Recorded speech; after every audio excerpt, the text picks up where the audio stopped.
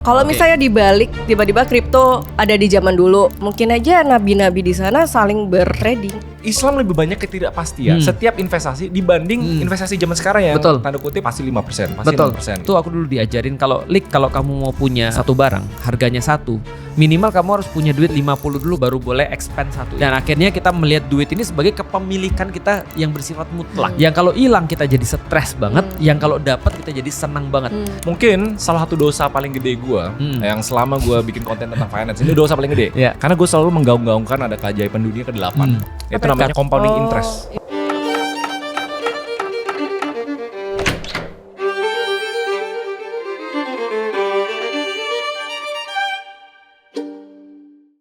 Assalamualaikum warahmatullahi wabarakatuh. Waalaikumsalam warahmatullahi wabarakatuh.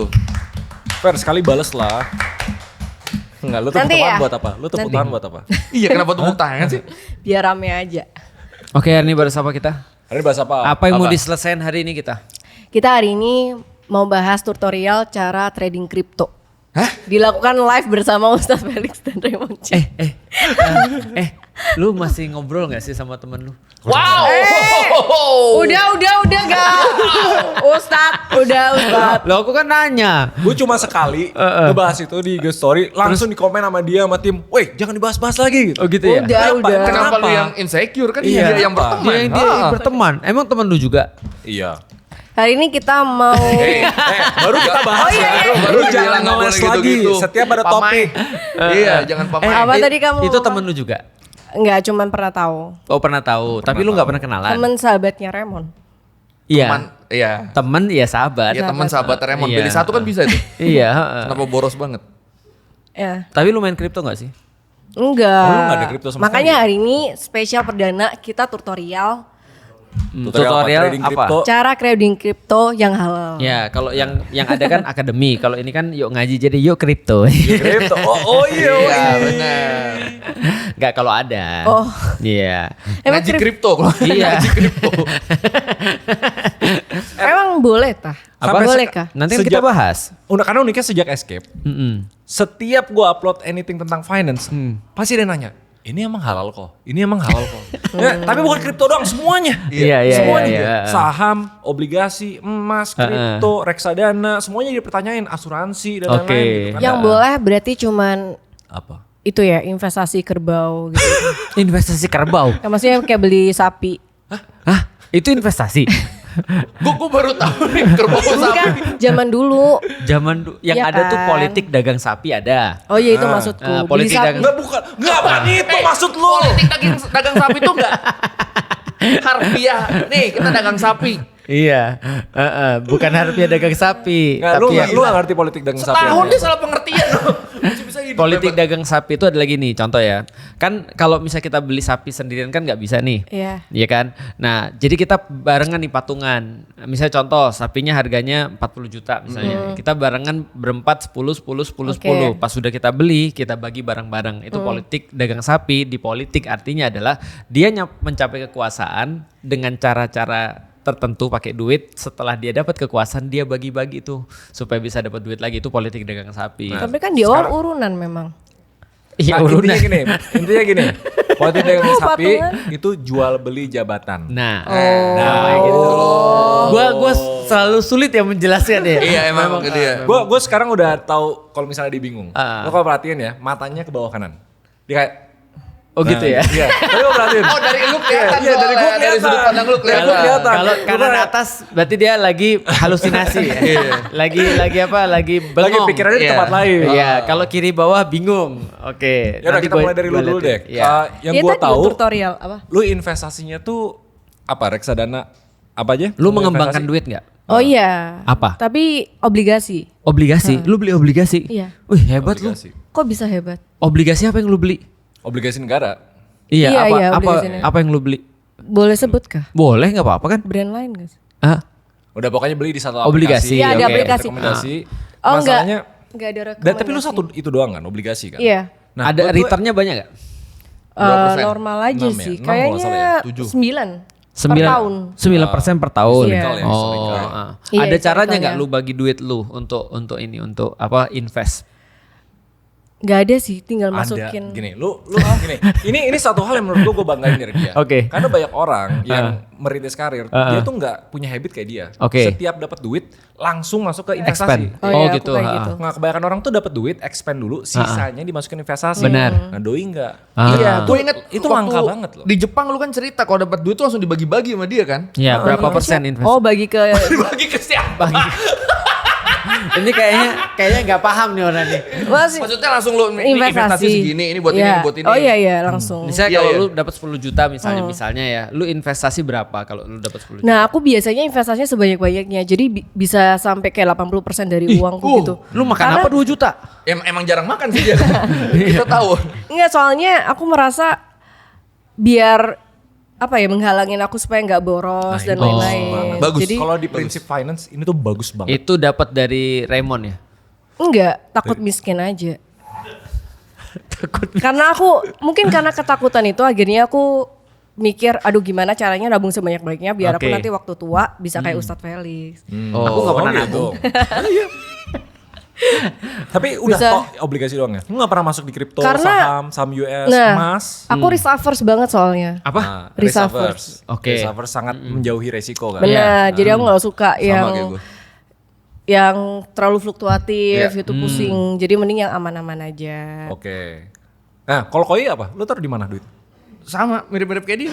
Obligasi juga. Yang enggak gue saham, pasar uang gue ada, obligasi ada. Yang enggak gue saham karena satu gue ngerasa nggak punya ilmunya, gue nggak ngerti, jadi tidak gue lakukan dulu sampai mungkin nanti gue punya ilmunya. Itu prinsip nomor 1 dalam investasi. Lu inget gak? Gue sering ngomongin ini. Apa? Lu inget gak? Enggak. Padahal kan lu kan yang ngurusin dia. Gua merasa Kenapa lu gagal sebagai lu orang lain tuh dia kalau ada Raymond tuh di save toh enggak? Iya, Lu malah di delete. Orang banyak yang bayar buat ngedenger dia ngomong. Iya. Ini tiap hari Aku- ngedenger malah dilupain. Aku gila lu. bayar buat dia nggak ngomong. Nah, kemarin tuh ini, gue liat dia nonton podcast kan. Terus dia bilang, wah bener banget nih orang. Wah bener banget. Terus gue bilang, gue selama ini ngebahas itu. Dia emang butuh orang lain yang ngebahas kan. bener. Wah, Dia bener nggak mau banget. denger lu, dia mau dengernya orang lain. Memang parah dia. Iya. Kalau aku dengerin orang kayak aku catat gitu kan. Kalau dia yang ngomong. Prinsipnya, invest in what you know. Ah, Itu prinsip nomor 1. Benar. Benar. Jangan pernah taruh duit ke tempat yang lu gak ngerti. Ya, itu prinsip nomor 1 investasi. Iya. Kalau Kalau usah taruhnya di mana? di tanaman ya. Di tanaman. Aku ya. Saham aku nggak punya. Apa namanya? Kripto aku nggak punya. Obligasi aku nggak punya. Oh. Terus Aneh ya. bank, Apalagi pakai bank kan Invest- berarti? Oh, Emas, emas emas. aku nggak punya. Mas Batang juga. Mas pun enggak. Emas batang, emas fisik juga nggak punya. Oke. Kayaknya aku nggak tahu semua itu deh. Makanya invest in what you know aku nggak tahu itu semua jadi aku nggak invest. Sapi. Sapi apalagi? Tanaman doang ya Ustaz. Tanaman bagiku bukan investasi, malah itu expenses malah itu. Iya. Terus Ustaz cara menggandakan uangnya gimana? Ustaz tuh ada investasi. Iya benar. Nomor 1 yang paling banyak. Apa? Investasi Allah di ya. akhirat. Iya. Enggak kita kalau Dakwah, investasi dakwah. akhirat kita enggak bahas sih. Nah, tapi perlu kita jelasin dulu pertama ya, di dalam Islam tuh sebenarnya gini, kan ekonomi itu ada 3 nih di dalam Islam. Pertama adalah cara mendapatkan. Yang kedua adalah cara mengelola dan mengembangkan investasi itu. Yang ketiga adalah cara untuk expense, untuk mengeluarkan. Jadi ada dapatnya diatur, mengelolanya diatur, dan juga keluarnya diatur. Dapat diatur, ngelola diatur, oke. Nah, dan menariknya di dalam Islam itu satu-satunya pertanyaan di akhirat nanti tentang apapun di dalam hidup kita ada semuanya itu satu pertanyaan. Contohnya misalnya ya, masa mudamu kamu pakai untuk apa? Terus kemudian kayak kayak misalnya selain masa muda apalagi kesehatanmu kamu pakai untuk apa misalnya? Semuanya lah. Tapi kalau selalu tentang output dari yang kita punya. output, tapi khusus harta itu 2 pertanyaan. Dari mana dan kamu pakai untuk apa? Oh, dapatnya dari mana? Itu khusus harta.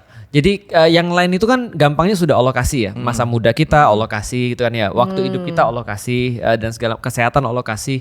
Tapi khusus untuk harta itu ternyata Allah kasih memang izin kita untuk dapat. Tapi Allah kasih juga dari mana dan untuk apa. Dan di tengah-tengahnya ada pengelolaannya untuk apa. Jadi di dalam harta itu semuanya itu diperhitungkan di dalam Islam. Oke, itu yang pertama. Yang kedua, prinsip harta itu adalah izin kepemilikan dari Allah. Artinya awalnya harta itu bukan milik manusia.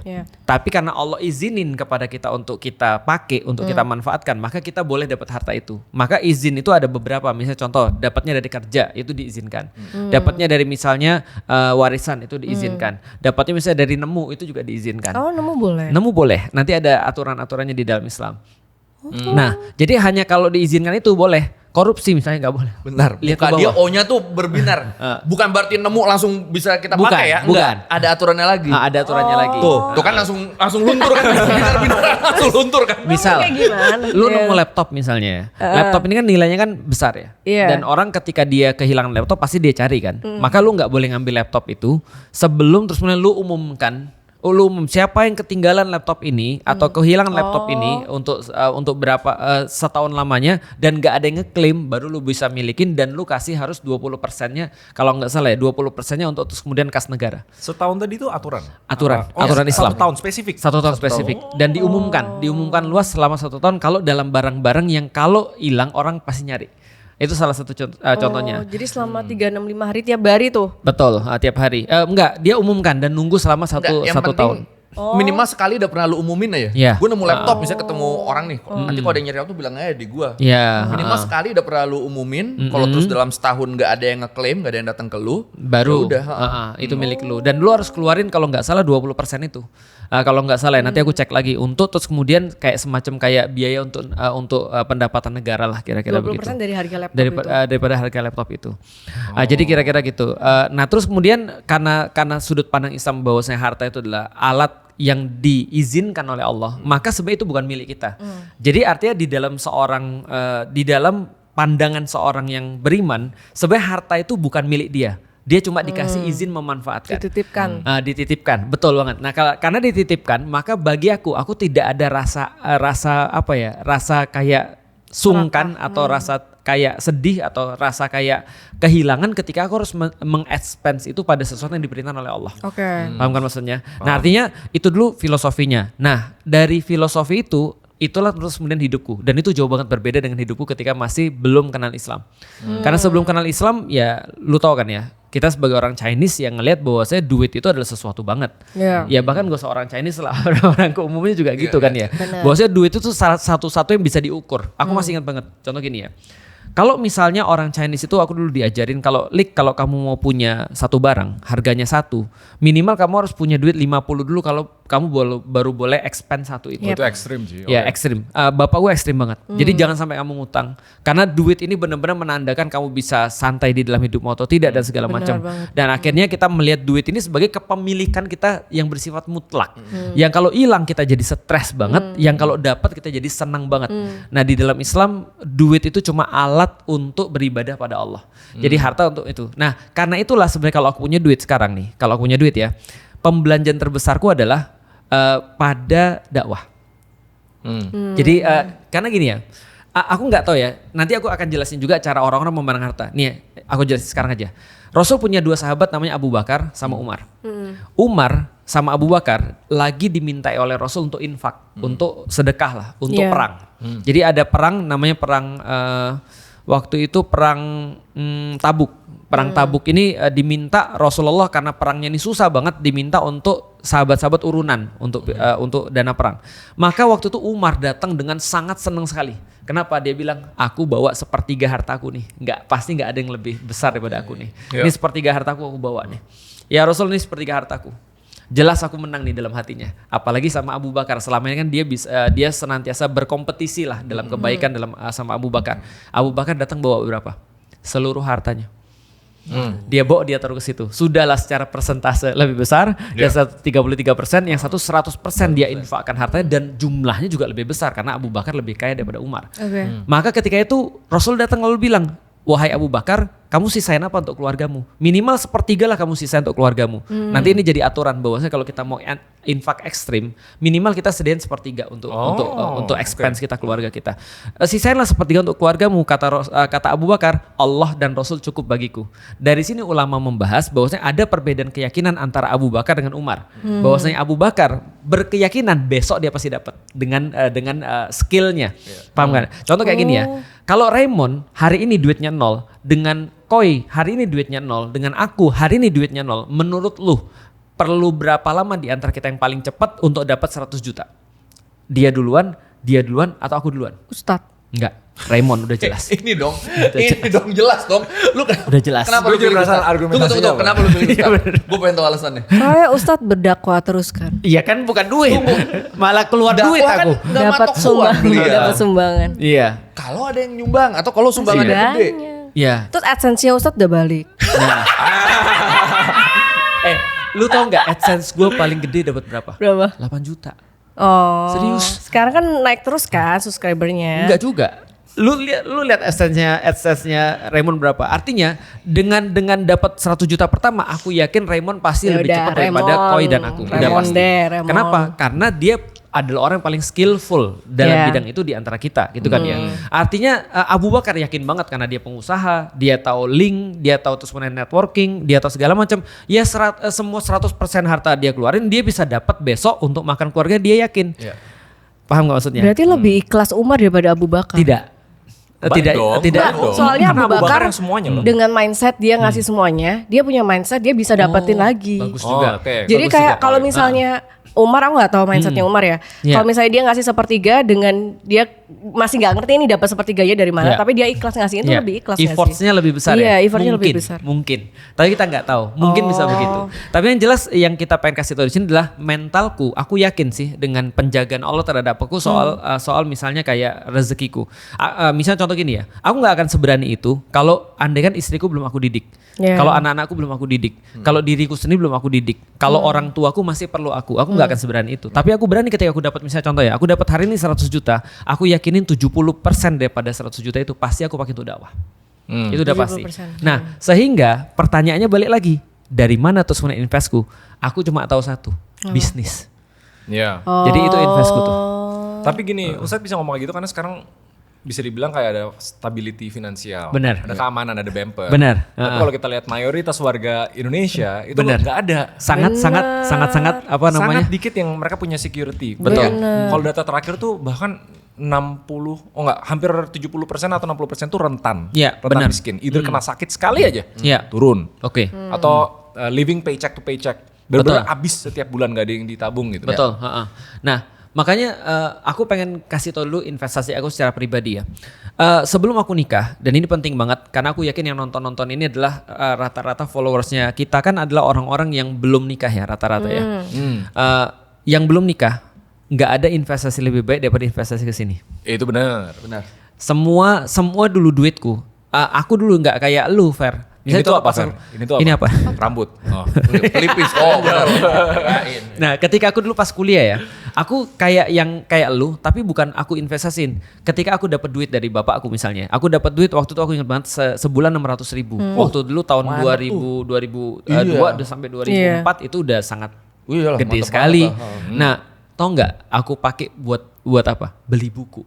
Jadi buku-buku yang lu lihat itu aku beli pas kuliah tuh. Jadi setengahnya aku pakai beli buku dulu. Besok nggak bisa makan, urusan nanti. Oh keren banget. Jadi aku investasi ke buku dulu, aku investasi ke ilmu dulu.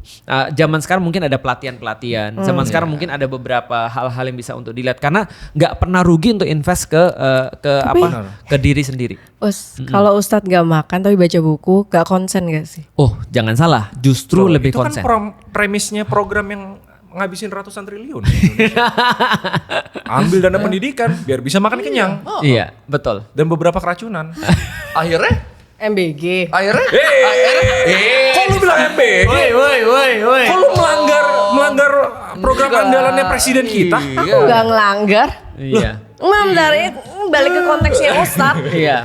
Nggak Ustadz beli buku, terus rela nggak makan. Iya. Kan jadi nggak konsen baca juga gak sih? Jangan salah, manusia itu seperti lu. Kesakitan. Aku sepakat sih, manusia itu akan senantiasa nyari cara untuk bisa ngakalin atau adaptasi ke makanan. Ketimbang dia adaptasi ke ilmu. Nah, menurutku sih, contoh kayak gini ya. Zaman dulu kita kan tinggal satu kos-kosan ya. Nah, satu kos-kosan itu ada sekitar 7 orang. Lu tau nggak kita gimana? Kita mengembangkan satu teknik baru. Jam 4 sore kita pergi ke nasi Padang. Di situ jam 4 sore biasanya udah mau tutup dia karena jam 5 tutup. Itu udah ada barang-barang yang udah mau basi. Nama, Mirip gitu. namanya cincang namanya. Iya. Nah kita beli itu satu plastik penuh itu cuma 4.000. 2.000. Iya. Dan kita beli tempe-tempe yang sudah agak lemes-lemes karena dia juga nggak akan simpan lagi. Total itu kita beli cuma 4.000, kita bisa makan satu rumah. Tapi masih beli ya? Masih beli. Kalau saya sekolah, karena ini harus nabung duit cuma segini nih. Caranya adalah kalau bel masuk, lagi istirahat, bel masuk kita baru ke kantin. Nah, Sisaannya dikasih. betul. Oh iya. Cuma jadi gue gak bisa milih Iya. lauk kan. Betul. Habisinnya. Karena abis Iya. itu kan gua Percuma masuk sore. juga. Abis itu udah malam udah pasti dibuang. Iya. Jadi gue ke kantin sama temen gue udah pasti dikasih. Dulu gue survivalnya gitu waktu SMA. Betul. Jadi utamakan investasi ke sini dulu menurutku. Terutama belum nikah ya. Kalau Dan- udah nikah nanti beda. Menurut gue cara Ustadz Felix itu balik lagi seperti tulisan di dadanya Om Ded kan. Iya, choose your Apa? pain. Choose your pain. Dia memilih untuk merelakan, mungkin nanti gue akan susah makan tapi yang penting otak gue keisi. Iya. Keren banget. Iya, itu menurutku sih. Cuman kalau untuk sekarang ya seperti apa yang disampaikan sama Raymond bener sih. Orang-orang sekarang tuh kayak apa ya? Fragile. Fragile. Sangat kalau ada sesuatu ya yang kita pernah bicarain lah. Kalau ada misalnya sakit aja udah habis semua tuh. Iya. Artinya nggak ada sama sekali jaminan gitu maksudnya. Nggak ada yang bisa diinvest atau nggak ada yang bisa diambil dari situ. Kalau menurut lu gimana? Salah satu problem paling gedenya itu gini loh. Semua alat yang ada dan eksis di Indonesia bahkan di global 90% yang lebih itu menurut gue menantang atau nggak sesuai sama hukum Islam. Ya, Ya, benar sih. Untuk kita keluar lah dari jebakan itu, dari Ya. asuransi dan lain-lain. Dan gue Oke. mungkin salah satu dosa paling gede gue yang selama gue bikin konten tentang finance ini dosa paling gede. Ya. Karena gue selalu menggaung-gaungkan ada keajaiban dunia ke-8. Itu namanya Kartu kredit. compounding interest. Inflasi Dan itu ya? udah common knowledge banget. Ya. Kenapa lu investasi? Pertama untuk melawan inflasi. Ya. Dan kenapa investasi itu jangka panjang? Karena bunga berbunga. Nah, gue pas inget-inget lagi, iya ya anjir ya, prinsip utamanya compounding itu aja udah melanggar hukum Islam. Betul. Mungkin Lu inget benernya. gak gue bahas compounding interest? Iya ingat. Apa tuh artinya? Itu keajaiban dunia ke-8. Iya, apa itu? Apa itu? Apa itu? Bunga berbunga. Iya. Udah pengalaman tuh. Tapi Dan prinsip itu indisputable. Iya. iya. Itu udah bener-bener di-accept sama semua kalangan di seluruh dunia tentang Iya. investasi. This is number one thing. Kenapa lu harus start early? Kenapa semudah mungkin gitu. Benernya gini sih, apakah zaman dulu itu aturan-aturan yang dibuat zaman dulu itu kan ngikutin Apa yang ada di Masa waktu itu? iya. Waktu itu Iya. mungkin gak ada. nggak ada kripto, nggak ada apa. Kalau misalnya dibalik tiba-tiba kripto ada di zaman dulu. Terus ada saham, ada apa? Mungkin aja nabi-nabi di sana saling bertrading. Iya, ikut juga untuk Iya, investasi terus ya. habis itu baru dibuat peraturannya. Soalnya kan peraturan zaman dulu dimasukkan ke zaman sekarang rada kayak nggak Nggak masuk ya? realistis. Iya, nggak Oke. Basically relevan. kalau gue ikutin ya, semua hukum Islam ya, mungkin gue nggak eksis. Dari Nggak eksis semua apa? konten-konten finance Oh, sama ekonomi iya, yang gue iya. bikin tuh mungkin nggak ada gitu. Sebenarnya menurutku bisa jadi eksis. Justru bisa jadi lu bisa menemukan celahnya bisa jadi. Karena gini, sebelum kita bahas ke tadi ya investasi lagi ya, kita bahas juga kita bahas dulu ke pernyataan Raymond tadi menurutku bagus banget. Karena gini ya. Kebanyakan menurutku orang-orang yang bahas tentang ekonomi syariah itu berangkatnya dari iman dulu baru dia bahas ekonomi. Paham gak sih maksudnya? Tapi lu kan berangkat dari ngerti dulu how things works gitu kan ya. Baru lu terus kemudian lu kayaknya aku harus benerin ini deh supaya lebih islami. Menurutku kalau ada orang yang bisa menemukan cara-cara terbaik itu harusnya lu sih. Harusnya itu yang pertama. Paham gak sih maksudnya? Suka menambah beban. Lucu banget ya, tiba-tiba jadi beban dia. Maksudnya Jadi gini mengakali aturan. Betul, bukan mengakali, Bukan lebih mengakali, tepatnya cari celah. fit in, biar bisa fit in. Contoh kayak gini deh, kalau ada orang yang dagang ya, misalnya contoh gini, ada orang Cina yang sudah biasa dagang, kayak Raymond misalnya. Iya. Misalnya dia udah biasa dagang, dia udah ngerti segala macam hal-hal yang parah lah kira-kira gitu. Terus dia mau untuk benahi, itu lebih mending menurutku daripada orang yang dari awal dia sudah punya idealisme, lalu buat baru. Karena dia nggak ngerti kondisi realnya tuh seperti Iya. apa gitu maksudnya, sehingga dia jadinya either too rigid atau nggak mau pakai sama sekali. Nah itu yang pertama aku jelasin dulu. Yang kedua berkaitan dengan mekanisme. Jadi gini sebenarnya justru di dalam sistem ekonomi Islam itu dibuat supaya orang-orang itu justru flourish. Jadi itu pandangannya dan karena itu segala sesuatu yang tidak Islami justru akan membuat orang tuh jadi stres, akan membuat orang tuh jadi hancur. Makanya Allah bilang kan Allah itu menghalalkan jual beli dan terus kemudian memusnahkan riba. Menariknya kata-kata riba itu artinya adalah tumbuh sebenarnya. Oh, Iya. Jadi kata-kata riba itu adalah tumbuh, tapi tumbuh semu. Karena ternyata dia tambahan yang akhirnya menghancurkan, kata Allah. Sedangkan jual beli adalah sesuatu yang justru menumbuhkan. Artinya kalau sudut pandang Islam dibalik nih, bukan syariat itu menyulitkan, tapi justru syariat itu membuat flourish. Dan justru selain syariat itulah yang membuat hancur. Nah tapi di zaman sekarang karena sistem kita bukan sistem yang baik, maka justru yang bukan Islam itu yang membuat orang jadi flourish. Setidaknya beberapa orang, tapi at the cost of the others. Itu benar. Flourish itu maksudnya tumbuh. Berlimpah. Tapi at the cost of the others. Makanya kita bilang kemarin kita sudah singgung sedikit bahwa kapitalisme itu selalu pasti akan berakhir pada inequality.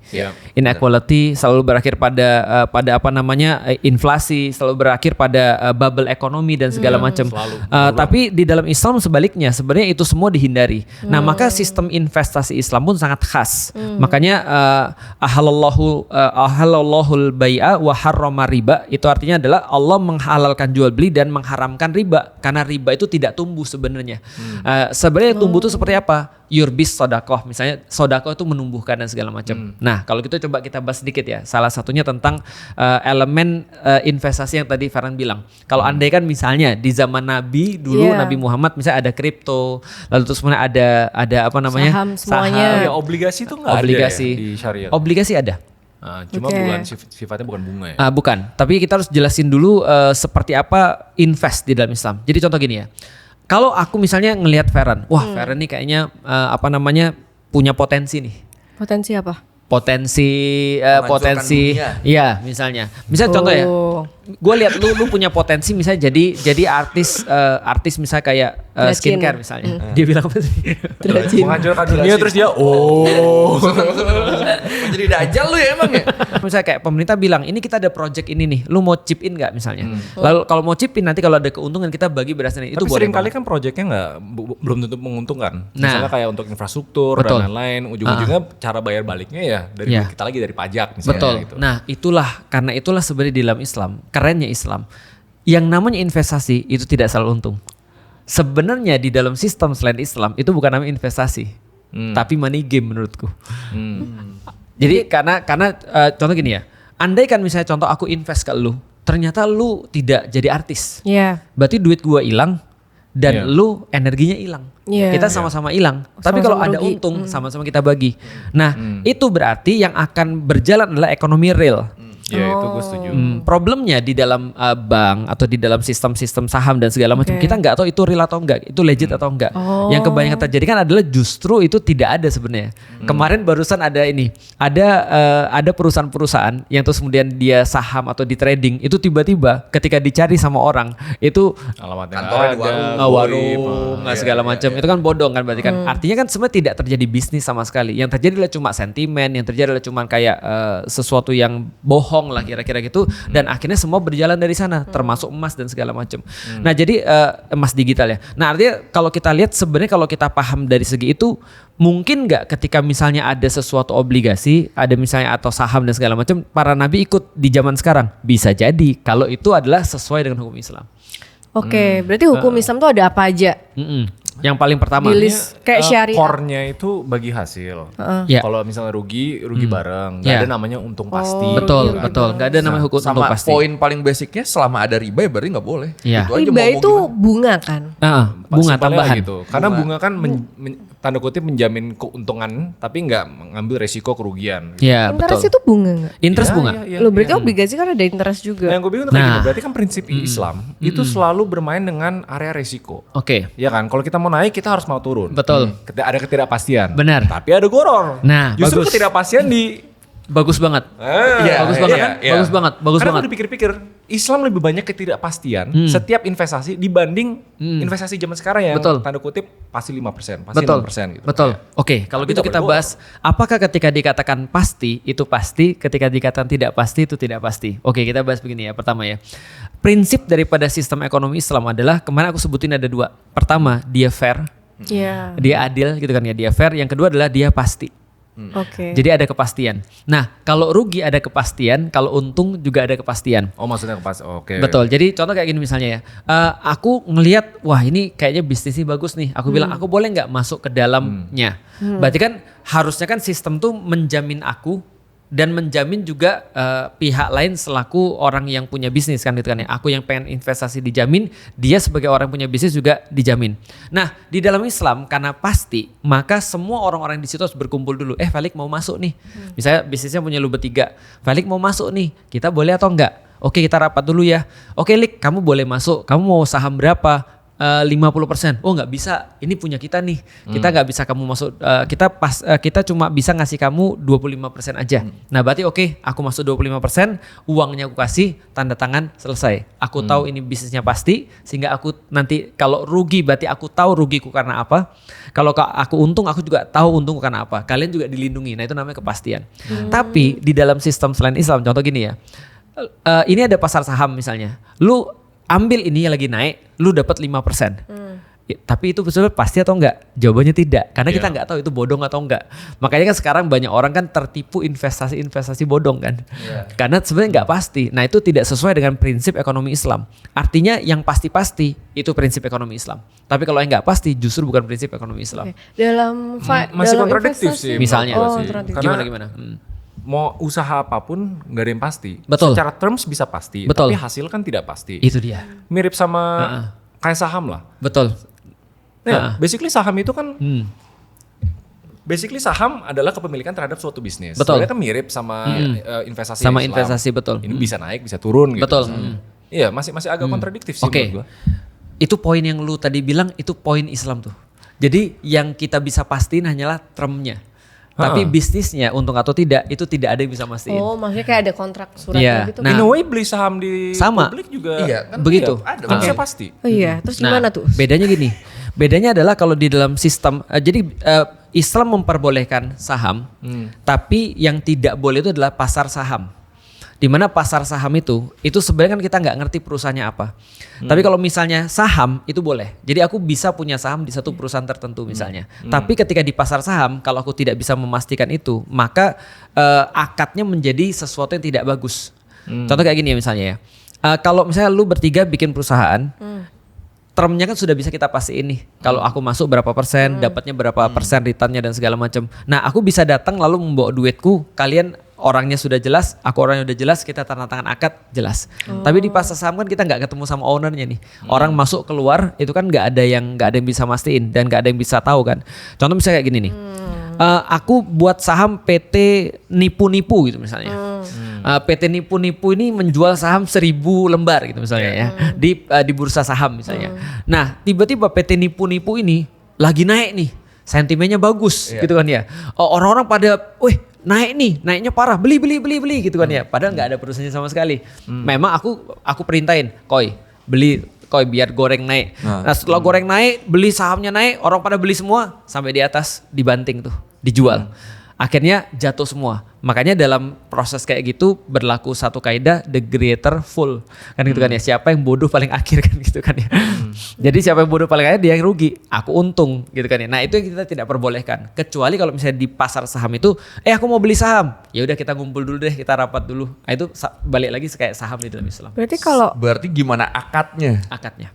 Sebenarnya kalau pasar saham yang semestinya itu kayak gitu. Oke. Cuma kan ditunjukkan bahwa regulator atau aturan-aturan Indonesia itu tidak cukup ketat dan tidak cukup rajin untuk memastikan hal-hal itu tidak terjadi. Yeah. Tapi by prinsip Sama. itu begitu. Misalnya akadnya itu bentuk RUPS, Betul. bentuk kayak kan banyak banget investornya kan, jadi Betul. meetingnya online, nonton recording dan lain-lain. Nah itu tuh Islami harusnya. Aku sepakat. Kalau sudah gitu berarti boleh. Berarti harus kenal Cuma celahnya ownernya PT nipu-nipu itu. Benar. Maksudnya apa sih? Harus Ketemu kenal ownernya. Nggak bener. Karena in a way ketemunya melalui RUPS, ketemunya melalui dokumen, ketemunya melalui recording gitu. Betul. Karena aturannya tuh seharusnya tuh selengkap itu. Iya. Cuma kan ada namanya bad actor. Karena di Betul. tempat publik kan kita nggak bisa ngatur siapa yang beli, siapa yang jual Benar. gitu. So, kan ada Itu pihak yang bikin ketiga tidak pasti. kan. Nah, Benar. memang harusnya tugasnya regulator atau pemerintah Iya. yang ngejaga biar Memastikan nggak itu. ada bad actor ini. Aku sepakat. Andai kan sudah seperti itu, Ray. Sebenarnya nanti kalau sudah ada sistem Islam sudah berjalan, tidak ada lagi ekonomi syariah. Ya ekonomi aja gitu. kan. Ekonomi aja. Seperti yang lu bilang tadi, karena semuanya sudah adil, semuanya sudah fair, semuanya sudah pasti. Ngapain ada syariah di Karena belakangnya? seandainya kalau misalnya kayak gitu terus dan banyaknya boncos kan kita setuju kapitalisme itu pertimbangan kan. Iya, Ada yang betul. kaya banget, ada yang miskin banget. Betul. Kasian nanti yang jatuh, yang anjlok, mereka harus mah terus dong, nggak bisa makan. Dan dunia zaman sekarang karena ketidakpastian itu orang pada stres kan. Stres. Iya, benar. stres. Dan kalau stres yang pertama kali apa yang terjadi? Asam lambung, Naik. Nah, kembung, mah, semuanya. Nah, kalau asam lambung naik harus sedia.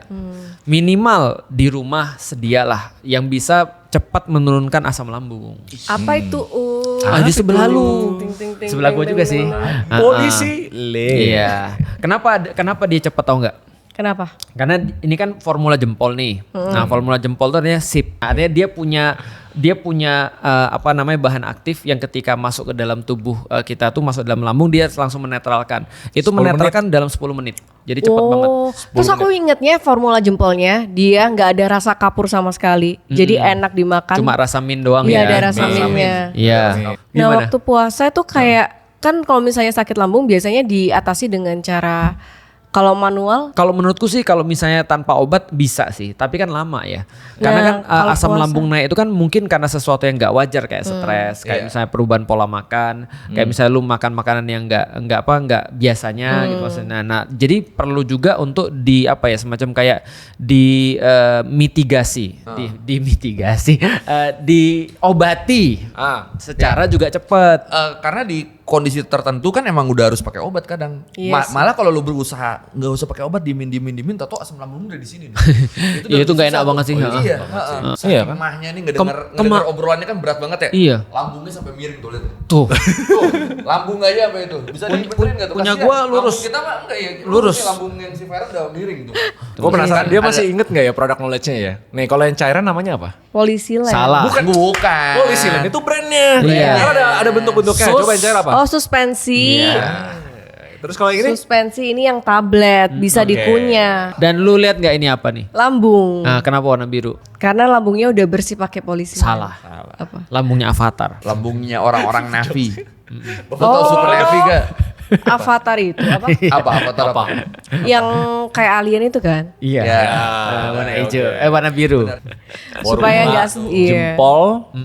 Karena efeknya nampol, biar nggak sakit pas meeting parpol. Iya. Supaya nggak stres juga.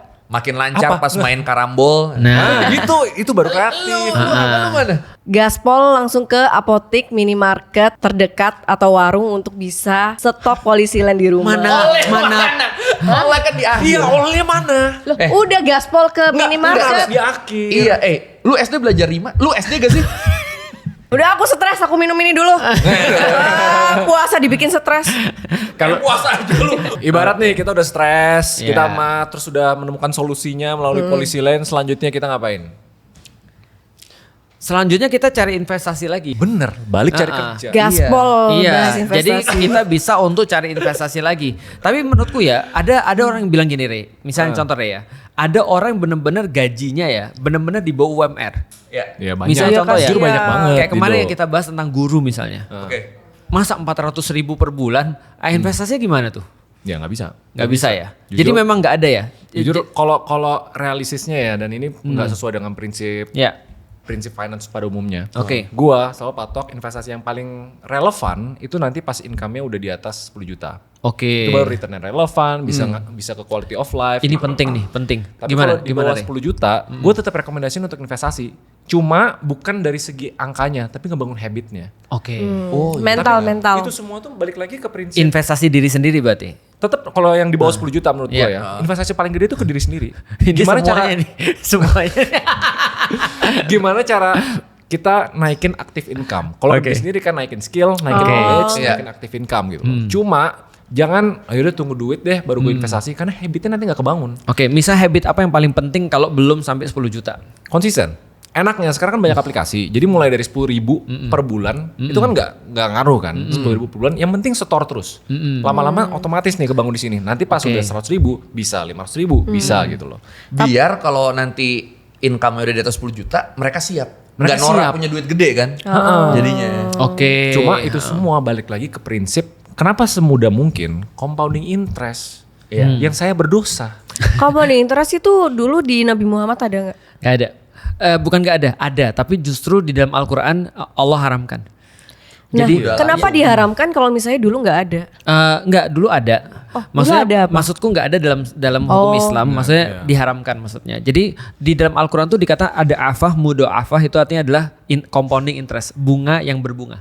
Oh, Iya, Ulang, itu kata-kata itu di ada afah, mudha'afah. Ayatnya aku lupa, nanti coba aku cari ya. dan Jadi itu diharamkan. diharamkan. Jadi sesuatu yang apa berbunga lalu berbunga lagi, compounding interest, benar-benar.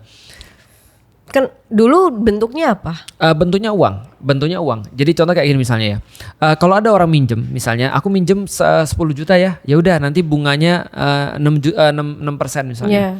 Nah, ketika tahun berikutnya dia harus kemudian ngembalikin misalnya 100 juta lah ya. 106 juta. Nah, kalau misalnya dia tidak bisa balikin, itu akan bunganya akan ditumpuk lagi dalam bentuk bunga. Zaman dulu kayak gitu. Sama. Zamannya Nabi. Zamannya Nabi. Sama aja kayak sekarang. Oh, berarti udah dari dulu udah ada mental kayak gitu. Sudah ada mental. Termasuk sebenarnya riba itu bukan hanya itu. Contoh misalnya kayak gini ya. Kalau misalnya kita telat bayar PLN misalnya atau telat bayar listrik misalnya. Nah, itu ada dendanya. Itu juga termasuk riba. Oh, denda itu riba. Termasuk riba. Ya kan Berarti dikit-dikit riba gitu ya. Iya, tapi bayangin kalau nggak ada. Enak banget kan? Enak sih. Nah, Tapi makanya. sebenarnya yang diuntungkan kitanya nggak sih? Sebenarnya denda sama riba itu kan buat orang lebih strict, lebih kayak nurut gitu kan. Betul. Bukan lebih nurut, lebih kepada itu adalah salah satu tools untuk membuat tadi dia untung at cost of others itu. Karena jadi gini ya, kemarin ingat gak ketika kita bahas tentang keuangan riba dan keuangan, bahwa saya ketika ada bagian daripada riba yang harus dibayar itu kan harus ada duitnya. Nah, duitnya dari mana? Contoh kayak gini ya, ada orang nyetak duit misalnya 100 juta di tengah satu masyarakat misalnya. Nah, dia minjemin dari bank ini 100 juta, lalu terus kemudian ngasih ke orang, tapi harus bayar baliknya misalnya sekitar 12% misalnya. Berarti ada 112 juta in the end of the day di tahun depan. Pertanyaannya tahun depan 12 jutanya dari mana? Akhirnya pasti Nyari duit lagi. nggak ada. Kan duitnya tersedia gitu. Jadinya kan harus zero sum game kan. Iya, tapi akhirnya 12 juta itu dapat dari mana? Nah, zero sum game. Uang semu. Jadi Iya. emang gue belajar sejarahnya. Ekonomi pas Golden Age itu kan kalau nggak salah disalip sama Eropa. Betul. Jadi waktu itu ekonominya Islam itu tuh adil, merata banget. Tapi growth-nya segitu. Nah, kalau nggak naik ya. sistem kekuasaan dunia kan selalu bergantung sama ekonomi. Karena kalau ekonominya maju, dia punya militer kuat, dia punya apa, dia bisa menguasain kan. Nah, tiba-tiba Eropa itu muncul satu ide yang brilian. Gimana kalau kita bikin uang dari uang? Iya. Unlimited gitu. Betul. Nah, konsep itu dari sana. Terus dari sana akhirnya kan mereka punya kekuatan nih. Iya. Akhirnya mereka bisa ngambil Oke. perang di At mana-mana. cost of others itu. Iya, at the cost of others. Berarti kalau misalnya Islam kayak dulu yang diomongin Ustadz Raymond tadi. Iya. Yang diomongin Raymond. Bagus, setuju. Yang diomongin Raymond itu berarti Islam nggak bisa kaya-kaya terus ya? Kalau sekarang seluruh dunia pakai Hukumnya prinsip Islam, ekonomi Islam, grow-nya nggak secepat sekarang. Betul, Itu udah tapi- pasti. Tapi damai ya. Sustainable. Sustainable, dan nggak kayak siklus kayak sekarang nih. Iya. Ada crash, ada ini, ada stable, dan nggak ada yang miskin banget, nggak ada yang kaya banget. Betul. Jadi kayak medium. Lebih tepatnya adalah sustainable. Gampangnya gini ya, coba ya. Jadi gini misalnya, aku misalnya punya keahlian dapat gaji misalnya 10 juta per bulan. Bisa nggak aku beli Mercedes? Bisa. Gimana caranya? Iya nabung terus 10 juta. Ah, Iya itu tapi gak tau masih hidup atau Technically enggak. bisa, tapi unlikely. Iya. nah, bagi dalam ekonomi barat, aku bisa beli Mercedes dengan cara apa? Dengan cara ngerampok rumah orang. Lalu terus kemudian aku beli Mercedes. Berarti harus ada yang rugi kan? Karena dengan duitku pasti nggak cukup. Nah, tapi kalau di dalam sistem Islam, kenapa dikatakan sustainable? Karena di dalam Islam pertama kita dikatakan bahwa kamu nggak perlu itu kok sebenarnya, gitu maksudnya. Yang kamu perlu apa sih sebenarnya? Yang kamu pengen apa? Kan cuma pergi dari sini ke sini. Mau luxury boleh, tapi kan nggak harus seperti itu. Nah itu jadi dikendalikan mindsetnya dulu. Terus kemudian kalaupun ada orang yang kaya banget, kayak misalnya Abu Bakar ada, tapi tidak sampai orang-orang yang miskin banget sampai nggak bisa makan. Tapi iri gak sama Abu Bakar? Orang-orang kaya orang-orang miskin ada banyak yang iri dengan orang-orang kaya. Tapi mereka bukan iri karena hartanya, tapi karena kemampuan orang-orang kaya mengkonversi harta itu jadi kebaikan. Kalau sekarang kan irinya atas keadilan. Betul, bukan karena konversi terhadap ibadah kan. Contoh misalnya kayak gini, ada orang-orang miskin datang pada Rasulullah lalu berkata gini, ya Rasulullah ini orang-orang kaya ini memborong seluruh pahala. Kata Rasulullah, ya udah sini aku ajarin kalian satu zikir yang kalau kalian buat kalian akan dapat pahala yang sama. Lalu terus kemudian diajarin zikirnya. Terus lama-lama orang kaya bilang, ada zikir yang baru nih. Kita ikut juga. Terus mulai orang-orang miskin bilang, ya Rasulullah itu ditiru sama orang-orang kaya. Rasul ketawa dan bilang, ya udah orang-orang itu ada porsinya masing-masing gitu maksudnya, ya udah. Tidak dilihat karena hartanya. Berarti mungkin sekarang, berarti dulu mindsetnya orang-orang zamannya Abu Bakar itu lebih ke arah ke nggak peduli harta ya. Bukan Betul. peduli harta sih. Kayak nggak. Tetap Nggak pure nggak peduli harta Betul. ya. Cuma ketika mereka peduli harta, Untuk arahnya Untuk digunakan dakwah. Iya, Untuk- bukan untuk dunia. Untuk dunia. pure Iya. dunia. Oh, Iya. jadi makanya mereka nggak apa-apa, ekonominya stabil terus, Iya. nggak butuh. Toh kan gini, tadi balik lagi, uang tuh apa?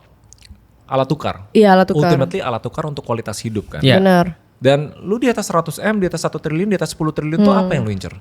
Kualitas hidupnya tuh nggak terlalu berubah kan? Iya benar. Nah tapi sekarang kenapa orang kejar-kejaran? Gini, kenapa ekonomi Islam tuh nggak bakal works menurut gua? At least dalam beberapa ratus tahun kemudian. Iya. Wow. Karena negara-negara di seluruh dunia itu nggak bakal at quorum bahwa mereka bakal peace. Betul. Semua negara pasti ngejar apa? Ekonomi, ngejar Betul. kekuatan, Betul. siapa yang bakal jadi adidaya. Ya. Kejar duit, iya. Dan mereka nggak mungkin bisa lakuin itu kalau mereka semua agree, oh ya kita stable aja, kita sejahtera aja ya gitu. Iya. Jadi nggak rebut-rebutan gitu. Benar, aku sepakat. Selama ada kompetisi, Betul. nggak bakal bisa tegak Ya. ekonomi Islam. Kalau sederhananya adalah selama mindsetnya masih kompetisi dalam bidang dunia, ekonomi Islam tuh benar-benar sangat tidak menarik Iya. bagi orang-orang untuk mengadopsi itu. Kecuali kalau pikiran mereka sudah ke sustainable, sustainable menjadikan manusia sebagai manusia, bukan jadi gampang gini lah. Kalau orang-orang mayoritas jadi baik, ekonomi Islam tuh bisa menjadi satu sistem yang paling cocok untuk orang-orang baik. Benar. Kira-kira gitu. Iya, iya, sistem yang baik nggak cocok di tempat yang jahat ya. Betul, kira-kira gitu. Si orang-orang yang baik tidak cocok di sistem yang jahat, dan Orang-orang sistem baik. yang jahat itu tidak cocok juga untuk orang-orang yang Baik. orang-orang yang baik. Nah, artinya contoh kayak gini, sederhana gini ya. Coba lihat ya, dolar. Kenapa orang mau megang dolar? Karena kalau dikonversikan rupiah lebih tinggi. Selain itu, Itu doang. iya. Oke, orang mau megang dolar karena dolar tuh berharga. Oh iya iya. Lu tau konsep duit? Iya. Duit itu artinya adalah jaminan Jaminan. bahwasanya ini nilainya segini. Oh. Paham oke. ya, jaminan. Yang menjamin siapa? Pemerintah. Pemerintah. Kalau pemerintahnya bubar, Nggak ada lagi yang. kalau pemerintahnya dicurigai, Tapi turun kan duitnya oh, kan? ya. Makanya nilai sama mata kayak Indonesia uangnya. kan. Kemarin apa yang lu bilang MCSI atau apa? MSCI, MS. yang basically satu instansi global bilang, wah ini nggak jelas nih pasar saham Indonesia. Nah, SUS nih Sus langsung turun semua. langsung turun. semua. Oh, Terus jadi yang apalagi satu lagi yang untuk organisasi sama yang mirip kayak gitu terus. Moody's. Iya. Moody's sama mirip juga kayak gitu. Kayak gitu-gitu. Nah, jadi Fluktuatif banget. dia bilang Indonesia udah kayak nggak jelas nih. Orang-orang, gue nggak mau nih. Ini jaminan pemerintah kan ya. Kalau pemerintah ada apa-apa, orang nggak mau megang duitnya. Tapi kenapa orang mau megang dolar? karena paling kuat. Karena paling kuat. Iya. Karena Amerika kuat banget. Nah itu Benar. dibilang sama Raymond tadi. Nah pertanyaannya gimana cara Amerika ngerampok dunia? Nih coba kita lihat ya. Oke, sebelumnya aku mau tanya. Kalau lu pegang emas, Iya. lu jalan kemana-mana orang mau terima emas gak? Enggak semua. Mau dong. Emas itu universal. Siapa yang nolak emas? Lu kalau dia tiba-tiba gue datang, Fer ada emas nih, lu tolak. Nih, lu beli barang nih. Saya nggak punya uang, tapi saya bawa emas. Pasti diterima. Mungkin aku mikirnya karena susah dijual. Iya, susah dijual Berat, mungkin. berat. Tapi semua orang menghargai emas kan. Berat. Nah ini secara nilai lah, secara nilai kalau emas itu nilai ya. selalu diterima. Iya. Oke. Nah artinya kalau lu pegang rupiah, dia hanya bisa diterima di Indonesia karena dijamin di sini. Kalau ke Iya, luar benar. ya, belum tentu. Kalau Kan? lu Iya, keluar benar. ke Arab Saudi belum tentu dia mau terima. Iya. Atau misalnya lu pergi ke Finlandia, dia belum Benar. tentu mau terima rupiah kita. Tapi kalau kita bawa emas, dia terima nggak? Dia pasti terima Terima. dong. Nah, dolar sekarang itu kekuatannya gitu ya. hampir kayak emas, Iya tapi sih. bukan emas. Dolar itu adalah uang kertas namanya. Dulu sebelum Perang Dunia Kedua, orang masih pakai emas dan perak. Iya. Semua dunia masih pakai emas dan perak. Tapi orang-orang Amerika didahului Yahudi yang tadi diceritain sama Raymond itu ngidenya gini, guys, gimana kalau andaikan emas ini kan kalau orang nyimpen kan ada bukti nyimpen kan. Yap. Nah bukti nyimpen tuh namanya dolar. Nah itu. Asal usulnya uang kertas. Uang itu dari kertas. sana.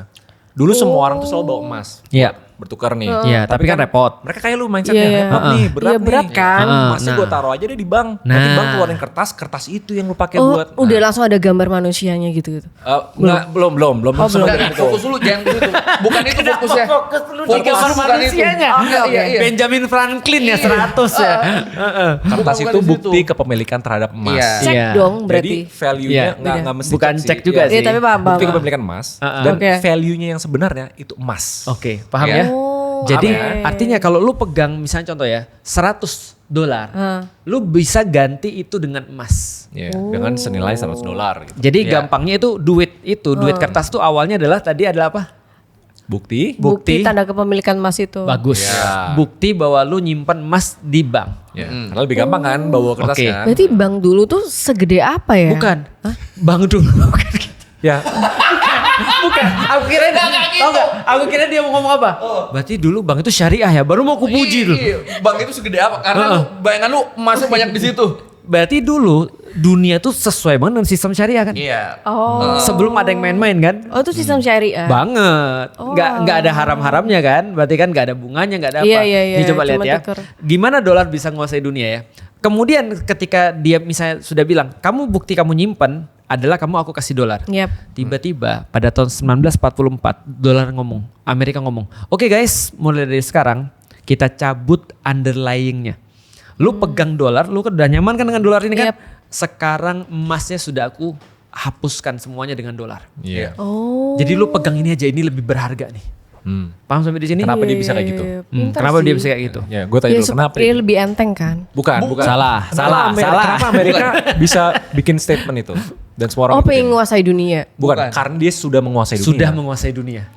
Karena dia nomor satu Oh, secara jadi dia tuh ekonomi. dari dulu udah nguasain dunia. Nggak, Enggak. sejak perang Perang kedua Perang dunia kedua. Sampai Perang sekarang. Dunia Kedua. Sampai Ya, sekarang. sekarang. Sebenarnya Walaupun kalau lagi mau ditantang. teknisnya gini loh. Jadi waktu Keren perang banget dunia ya. satu, sebenarnya mata uang paling berharga Pounds. tuh masih pounds. Iya. Kayak 1 pounds tuh berapa ons emas gitu. Iya, heeh. Nah tapi ketika perang dunia mulai ke perang dunia 2 nih, pemasok senjata paling gede kan Amerika. Amerika. Nah negara-negara Eropa tuh pada beli senjata Amerika pakai emas. Sampai emasnya Ditumpuk Eropa semua. habis. Oh. Ketika perang dunia selesai, Eropa udah nggak punya emas nih. Tiba-tiba emas semua ada di Amerika. Iya. Akhirnya itu jadi simbol kekuatannya dolar. Tuh emas di gua semua ya inilah berarti mata uang yang paling berkuasa. Kurang-kurang. Kok bisa? Kok bisa? Tapi emasnya tuh dapat dari mana ya? Lah Ya tadi. itu. Kan Amerika jualan senjata. Eropa Pakai kan emas. butuh buat perang. Nggak, I mean, kalau dulu orang gampang banget dapetin emas itu ngambil dari Tambang tambang. dong. Iya. Dong. Dari hasil Oh, tambang. itu. Nah dulu kan Eropa kan banyak jajahan-jajahan Iya, ya. iya, Mereka iya. kan kolonialisme kan. Ngambil dari Banyak. Nah, Indonesia. tapi emas yang sebanyak itu mereka beliin senjata terus ketika berperang. Belinya ke Amerika. Akhirnya semua di Amerika. Tapi Stoknya ketika semua di situ. Perangnya kelar, Eropa udah nggak punya emas nih. Akhirnya yang berkuasa jadi Amerika. Amerika. Keren banget ya Amerika. Terus Indonesia mana tuh? Indonesia yang diambil emasnya. Apa? Yang diambil emasnya. iya kita yang dikeruk Banyak lah. banget diambil emasnya. Kita yang dikeruk. Jadi kita dulu cuma nurut aja ya udah diambilin. Karena Yahudi-Yahudinya kan awalnya dari Inggris. Iya. Pas perang dunia pertama dia nguasai. Terus pindah ke Amerika nih. Maka pasar-pasar emas dikuasai sama Amerika. Nah Amerika bilang 1944 Bretton Woods. Kita putus dengan emas. Iya. Udah, Terus akhirnya kertas ini berharga semua kok. ekonomi akhirnya kayak Dan Nah. semua ekonomi percaya karena Amerika Betul. adidaya. Karena Amerika didaya, karena dia punya stok emas paling banyak, dia punya kekuatan di mana-mana, orang pegang dolar di mana-mana. Iya, Kan iya, tadi kan iya. bukti kepemilikan emas Iya, kan ya, benar. dia pegang dolar di mana-mana. Aku bilang, oke sekarang aku mau bagi urusannya ke dunia. Dia mau nyetak sebanyak apapun dolar, yang nanggung orang lain ruginya. Iya. Iya itu benar. Karena Ini orang lain balik semua ke megang, sistem. karena Iya. semua orang megang dolar. dolar. Pertanyaannya, kenapa orang nggak mau? Yaudah, aku dumping dolar, dumping apa namanya? Buang dolar. Ya Ya, buang bener, dolar. dumping, buang aja. Dumping, aku buang aja dolarnya. Dia bilang nggak bisa. Kenapa? Karena lu perlu minyak kan. Iya. Yang nguasain minyak gua juga. Jadi, Jadi mau lu nggak harus mau beli nurut. minyak ini pakai dolar. Tapi kalau ada orang sudah bilang, aku nggak percaya. Seluruh dunia orang bilang, aku nggak percaya dengan dolar. Ini semua jahat, ini semua evil. Aku nggak percaya. Begitu itu terjadi, Amerika langsung jatuh, blas habis. Iya, benar. Tapi karena di waktu itu semua orang nurut. Sekarang Karena juga. dia controlling banget ya. Ya, berarti. nah sekarang kan udah mulai banyak penantang-penantang kecil dan Nah. penantang besar. Heeh. Iya Contoh. kan? Penantang Cina. besar siapa? Selama ini gue bahas kan. BRICS. Ya penantang kecil itu BRICS. BRICS, Iya. penantang besarnya Cina. Cina, Dan kalau Rusia. lihat Amerika sekarang, utangnya puluhan triliun dolar. Oh ya? Pas mereka Betul. mau spending, itu gila banget utangnya Amerika sekarang. Mereka mau spending, siap-siap buat perang dunia 3 nih ibaratnya. Oh. Mirip gak ceritanya sama dulu Eropa? Sama kan? Mirip-mirip sebenarnya. Berarti ini ada yang mau ganti terus lagi. dia mau nih. beli di Eropa sekarang Enggak, gantian. bukan. Enggak, maksudnya dulu kan Eropa kan akhirnya drop kan karena itu. Iya. Nah sekarang nih Amerika kasus di karma. posisi seperti iya oke lah kalau Iya. logika gitu di posisi Iya. Eropa seperti dulu. Iya. Oh, oke. Makanya- Nggak ada shifting lagi nih. di Iya. sini. Makanya kalau kita balikin ke investasi lagi, berarti Amerika harus benar-benar militer. Dia nguasain negara lain dengan militer dan segala supaya dia tetap bisa jaga ekonomi bisa jalan. Karena ingat kan bahwasanya kalau riba ini harus ada cost of others, harus ada orang yang menderita yang lain. Nah, di titik itulah investasi Islam tuh sustainable karena nggak merugikan siapapun, karena Iya. bertumbuhnya bareng. Tapi tadi kata Raymond, dalam sistem ini nggak mungkin orang mau kalau masih Iya ada sih. orang-orang jahat. Benar. Iya. Tapi aku penasaran sih, Us. Dulu kan gak ada yang miskin, tapi Iya. waktu zamannya Nabi banyak pencopetan ya. Pencopetan, maling banyak, Terus? maling banyak, copet banyak. Nah, diterapkan sistem Islam, maka tadi yang Raymond bilang semuanya sustain. Karena balik lagi sistem Islam tuh nyelesain masalah dari akarnya, masalah distribusi, bukan produksi, bukan konsumsi, tapi Mereka kan copet distribusi. kan untuk dapat duit kan berarti. Nah, itu dia. Maka kalau misalnya di dalam sistem Islam, kalau orang sudah kecukupan semua, ngapain dia nyopet? Iya. Tapi dulu ada copet. Ada. Mungkin kalau copetnya ada bukan karena dia kekurangan tapi karena iri. Benar. Karena Gue tahu dia nih belum dapat timeline. Jadi banyak copet nih. Iya. Diterapkan sistem Islam. Iya. Akhirnya copet-copet ini jadi tidak perlu mencopet lagi untuk Iya. Wow. Gitu. Akhirnya berkurang. Iya, Iya, Copet drop. berkurang. Karena mereka udah pada sustain, udah pada Iya, punya iya. pekerjaan yang halal tanpa perlu mencopet. untuk Betul. keperluan. tapi tetap nggak mungkin nol lah ya. Nggak Iya, mungkin. Karena ada nol. orang yang mencopet Nggak karena mungkin, iri. Iya. Iya. Padahal dia Itu cukup ada. nih. Karena niat, karena Iya. memang pengen gengsi dan segala untuk yang macam. orang-orang seperti itu lah makanya ada hukumnya Iya. lagi, potong tangan segala macam. Gitu. Ada hukum yang lain. Tapi intinya kan adalah membuat masyarakat tuh menjadi sustain kan. Nah itulah memang bedanya. Contoh kayak gini ya misalnya. Ada orang di keluarganya diajarin, nak yang penting tuh di dalam hidupmu prinsip hidupnya adalah kamu tuh bisa baik sama orang lain. Kamu tuh bisa terus menerus hidup dengan nggak nyusahin orang lain. Maka dia bisa begitu. Tapi ada yang misalnya, nak kita nggak akan pernah jadi orang hebat kalau kita nggak keluar negeri setiap tahun misalnya. Jadi dia kan kebeban begitu kan. Yep. Nah dunia sistem ekonomi sekarang tuh jahatnya seperti itu. Yang kayak tadi dolar misalnya at the cost of others misalnya. Terus kemudian investasi at the cost of others dan segala macam. Nah cuman gimana caranya agar costnya tuh nggak ada gitu maksudnya atau minimalisir. Nah itu dengan sistem itulah Islam sebenarnya. Artinya di dalam sistem Islam yang pertama ya kalau misalnya lu mau sesuai dengan sistem Islam memang benar kata Raymond sulit sih kalau untuk mau jadi kaya. Tapi untuk jadi lebih tenang jelas. Nah, gue mau ada satu pertanyaan yang merangkum ini semua ya. Karena kan kita udah konklusiin bahwa susah. Susah, Jadi sekarang ya. untuk benar-benar comply. Betul. Sistemnya sudah tidak mengakomodir. Betul. Nah, jadi per aset nih misalnya dari segi gue mau jadi Islam yang taat misalnya. Oke. Yang ada di depan mata dan menjadi solusi untuk kualitas hidup yang baik itu saham, obligasi, emas, tanda kutip digital nih. Oke. Gitu. Riba, Oke. hutang. What should I do? Oke, bagus banget. Kalau aku Doa. nih ya. Ya boleh nanti pas lu gak ada duit, Emang bisa lu bayar kalau sewa. Ikhtiar. Kalau lu bagus, gua nggak bisa jawab nih kalau itu bagus. Jadi gini, doa itu kalau lu udah kaya juga lu juga doa gitu maksudnya. Oke, jadi bagus. Doanya Jadi lebih gini ya. kenceng kalau miskin. Betul lagi. Ulama ada yang bilang gitu. Tugas orang miskin itu berdoa. Kenceng ya. Karena doa orang miskin itu lebih terkabul daripada doa orang Oke. kaya. Gitu. Lanjut. Oke. Jadi yang harus kita lakukan apa dalam sistem seperti sekarang? Yang paling mudah ya, yang paling mudah dan yang paling ringan adalah selama kalau kita sudah menemukan bahwasanya ada ulama yang bilang ini boleh, maka itu bisa menjadi alasan bagi kita untuk ke situ. Misal contoh ya, walaupun kita berbeda pendapat misalnya, aku misalnya berbeda pendapat dengan banyak orang misalnya tentang asuransi syariah atau tentang bank syariah. Karena menurutku kata-kata syariah itu adalah tanda bahwa dia tidak berada dalam sistem yang benar. Karena kalau Jadi manis ya, jadi manis.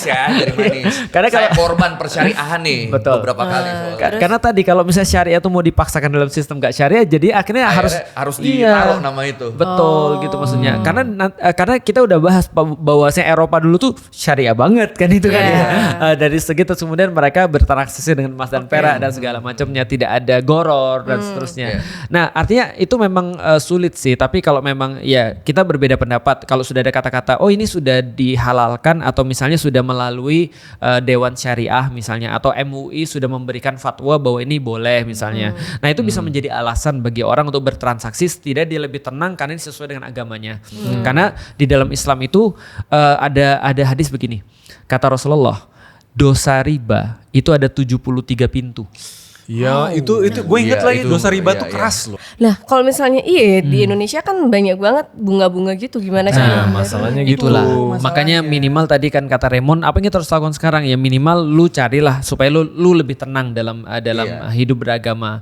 Artinya ketika misalnya contoh MUI sudah bilang ini udah boleh ya misalnya. Atau Dewan Syariah bilang ini udah Berarti boleh ya. minta MUI halalin. Tidak begitu juga sih. Nggak bisa, riba nggak bisa dihalalin. Iya. Oh nggak bisa dia. Iya. Udah Udah fix. fix haram. Udah fix. Udah di Al-Quran. Udah di Misalnya Al-Quran. cara begini, salah satu biar kita nggak kemakan sama kita nih. Iya. Misalnya riba kan tiap bulan kan pasti ada tuh di mutasi kita, Iya, bunga ada lagi. sekian. Iya. Bagaimana kalau Iya, kita iya. membersihkannya, riba itu kita sumbangkan? Bisa.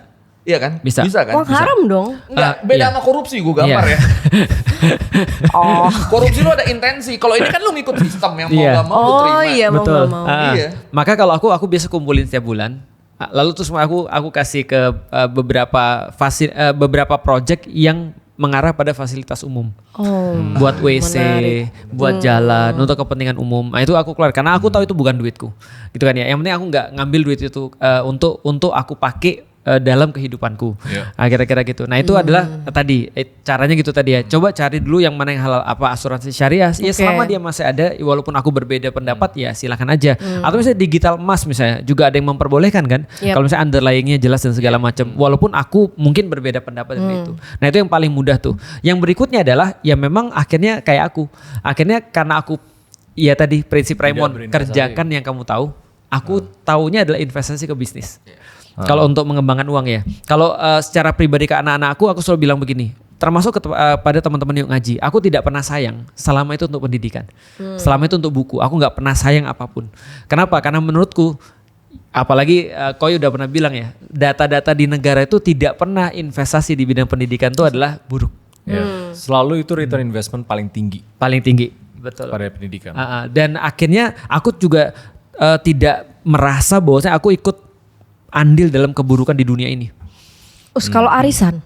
Arisan bagus. Arisan boleh. Ya, Arisan arisan tuh boleh. iya kan? Arisan boleh. Nggak ada Karena uang kan semua yang nggak diciptakan. ada ribanya. Sebenarnya aku pengen ngasih tau yang aku bilang tadi. Sebenarnya kalau konsepnya itu kita jadiin, kita ilangin yang buruk-buruknya itu sebenarnya bisa sebenarnya. Contoh kayak gini ya. Contoh kayak saham misalnya, atau misalnya kayak pinjaman ke bank misalnya. Sebenarnya kita bisa aja buat kayak venture capital gitu, tapi udah tertentu. Contoh misalnya lu dipercaya sama banyak orang-orang kaya, lu kumpulin 10 orang kaya, masing-masing nyumbang, bukan masing-masing invest kepada lu misalnya 10 miliar. Jadinya 100 miliar misalnya. 100 miliar itu lu bisa berfungsi sebagai bank. Lu adalah manajer venture Iya, capital itu, iya, lu betul. ngurusin duit mereka. Mereka udah jelas 10 orang itu, udah jelas juga sama lu tinggal invest kemana, lu yang ngatur itu bisa tuh. Iya. Itu islami banget. Visi syariah lu. Betul. Oh, jadi Ada nggak Emang pada nggak- umumnya visi itu emang syariah berarti kalau gitu. Karena Benar. emang konsepnya kayak gitu. Cuma Benar. visi itu ngambil 2,5% management fee, sama kalau ada keuntungan ngambil 20% dari keuntungan no itu. problem Udah. bila itu sudah disepakati. Sisanya emang gak ada bunga. Iya, Visi itu enggak. ya, kalau sepakat mah gak ada masalah Iya, kan. artinya kan orang bisa aja contoh kayak satu orang di antara 10 orang tadi dia bisa aja untuk invest langsung kepada orang langsung kan untuk jadi kamu ngerjain bisnisku dong, bisa aja kan. Cuman karena dia nggak ada keahlian untuk ngelihat ini laporan keuangannya bagus atau tidak, ini potensi atau tidak dan segala macam, maka dia wakilin uangnya ke lu dengan bayar lu kan sebenarnya kan ya. Jadi itu sudah syirkah sendiri dan lu bisa terus syirkah ke yang lain, itu bisa tuh. Artinya itu venture capital bisa. Yang kedua misalnya asuransi misalnya. Iya, Itu asuransi. enak banget tuh kalau misalnya kita islamiin. Jadi kayak penanggungan. Jadi sama aja kayak arisan ya. Contoh kayak gini misalnya, kita berempat, kita arisan yuk. Kita arisan sebulan misalnya 1 juta misalnya. Dengan apa projectnya? Andai kan salah satu di antara kita meninggal, ambil dari situ. Iya. Itu bisa banget. Kalau 2 orang yang meninggal? Ya kan bisa ambil dari situ juga. Habis. Kan namanya ya nggak habis, kan namanya arisan. Oh dibagi rata. Iya kan arisan ini kan penanggungan sebenarnya kan Oke. ya. Iya. Cuman Konsep kita jadi asuransi punya syariah utang kan aja. juga harusnya kayak gitu harusnya. Benar. Semua orang bayar. Betul. Nanti kalau ada yang sakit, oke porsinya kita kesini. Betul gitu. banget. Iya. Nah, gimana dengan BPJS misalnya? Kalau BPJS beda lagi, karena sebenarnya pengurusan terhadap kesehatan itu urusan negara.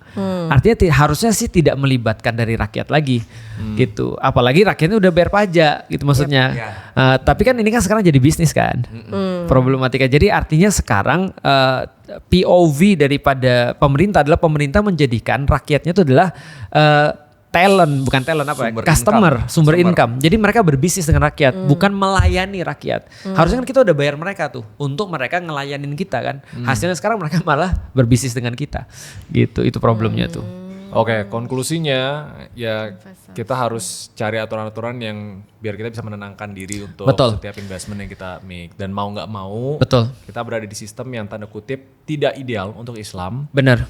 Jadi kalau bisa halal kecil, bunga kita donasi dan lain-lain, ya udah kita lakuin itu. Betul. Yang kita lakukan tuh cuma sekadar perkara teknis. Karena dulu guruku pernah bilang gini, dalam sistem kapitalis dan kalau kita mau sistem Islam secara total itu hampir sulit banget memang. Karena kita kayak nyabut colokan, bro. Ini mati semua nih sudah nih. Karena kayak kita mau nyabut colokan terus mau nyolok gak ada nih. Karena gak ada sistem Islamnya. Jadi percuma aja ngapain kita belajar dalam tanda kutip ya sistem Islam dan mau kekeh menerapkan sistem Islam padahal gak ada colokannya. Nah yang kita bisa lakukan adalah beradaptasi dalam sistem yang bukan Islam ini. Dan memang sulit memang adaptasinya itu. Dan sulit itulah yang kayaknya akan diganjar pahala. Gitu. By the way, lelang itu boleh nggak? Yang itu loh, yang Lelang mah nggak masalah dong. pinjam uang tapi Oh gadai. Oh, gadai. ya, gadai itu boleh. Gadai di dalam Islam boleh karena Oh, Rasul boleh. pernah menggadaikan baju zirahnya. Iya. Oh, jadi apapun yang Gadai udah boleh. Cuma dilakukan. kalau gadai ada bunganya, denda 1% setiap Iya. satu hari gitu. Iya. Nah, itu ya nggak boleh. Terus ada juga aturan bahwasanya kalau kita menggadaikan barang, maka barang itu tidak boleh dipakai. Oh, Karena kan bukan miliknya dia kan. tapi dijual boleh. Nggak boleh juga, orang dipakai aja nggak boleh apalagi dijual. Dipakai nggak boleh apalagi Gini. dijual. Emang Enggak, lu aku tau kira- lu ngerti sistem gadai nggak? Tahu, jadi aku mau minjem 5 juta nih, aku gadain iPhone aku ke kamu kan. Iya. Terus kamu nggak boleh pakai iPhone aku, tapi Bener. kamu boleh jual. Loh, Nggak boleh nggak jual. boleh dijual juga. Buat apa iPhone aku di sana? Dititip. Dititip. Supaya jamin lu bayar. Ngejamin bayar. Oke, Kalau aku lu bayar nggak- balik, aku nggak lu bisa dapat bayar iPhone-nya. misalnya. Oh, Oh, kalau nggak bisa bayar, Ya, baru cuma nanti. biasa ada jangka waktunya. Jadi Nggak langsung abis dikasih Iya. duit, gue mau jual lah, nggak bisa gitu Nggak. juga. Ada jangka waktunya sampai itu berhak jadi punya lu, terus bebas lu mau apain. Oh, itu halal.